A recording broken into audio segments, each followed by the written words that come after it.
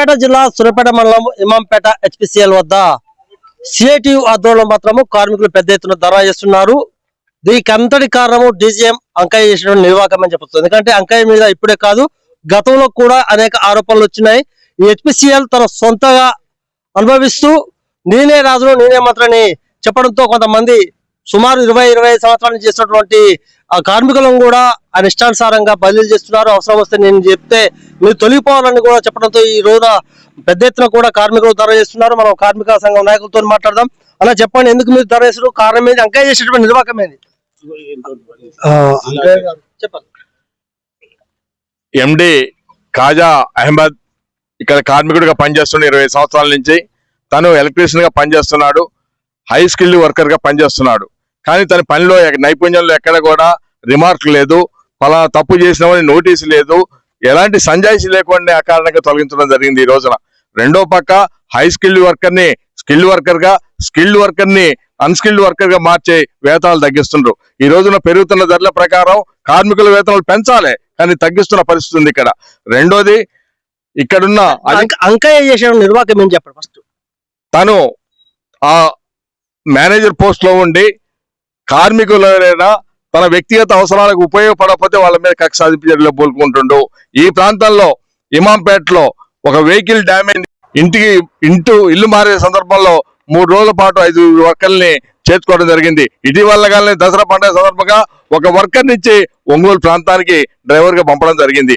ఆ ఒంగోలు ప్రాంతంలో కూడా డిపార్ట్మెంట్ వెహికల్ ని కూడా వాషింగ్ చేయడం, ఇవన్నీ ఆధారాలు ఇవన్నీ కూడా యాజమాన్య దృష్టి తీసుకెళ్తాం, హైయర్ కమాండ్ తీసుకెళ్తాం, ఆ విధంగా చేస్తాం. ఓకే, ఇప్పుడు మనం ఎవరైతే కార్మికుడు ఉన్నారో నన్ను వేధిస్తున్నారు అంకయ్య అని చెప్తున్నారు. అసలు ఆ కార్మికులు చూస్తున్నాం, అసలు ఎందుకు మిమ్మల్ని వేధిస్తే కారణం ఏంది, మీకు అంకయ్యకు ఉన్నటువంటి భేదాభిప్రాయాలు ఏంది?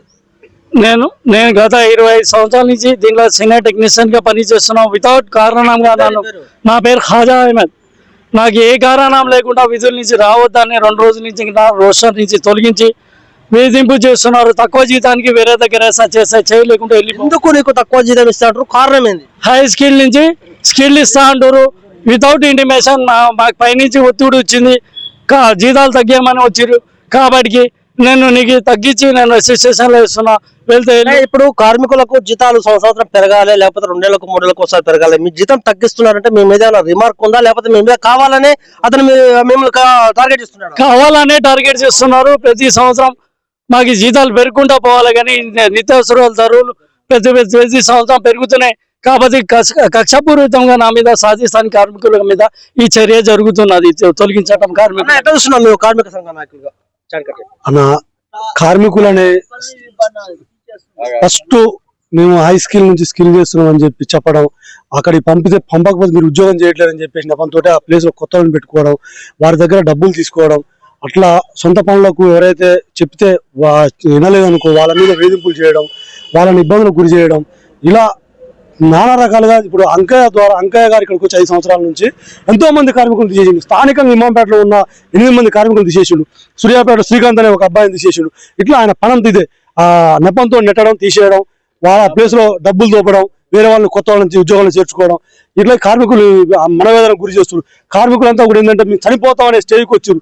అయ్యా లేదు, మేము ఉన్నాం సిఐటి కార్మికులు, మేము ఉన్నాం, అంకయ్య సంగతి చూద్దాం, పెద్ద ఎత్తున ఉద్యమాలు చేద్దాం, అవసరమైతే సంవత్సరానికి ఇంకా పెద్ద ఎత్తున ఉద్యమాలు చేద్దాం అని చెప్పి. ఇప్పుడు అంకయ్య మీద మీరు ఫ్యూచర్ లో ఎలాంటి చర్యలు తీసుకోవాలి? ఎందుకంటే ఇప్పటివరకు కూడా 5 సంవత్సరాల నుంచి కూడా అతని లీలలు మామూలుగా లేవు. ఎందుకంటే మనం ఇప్పటికి కూడా మేము మా మీడియా వాళ్ళు కూడా ఇక్కడ రావడం జరిగింది.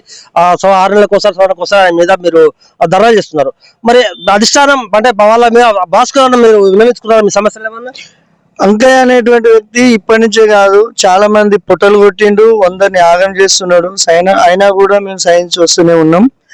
ఇంకా ఇట్లనే చేస్తా అంటే కూడా సహించేది లేదు. మేము కూడా మానవత్వం మనుషులమే, మాకు పిల్లలు ఉన్నారు.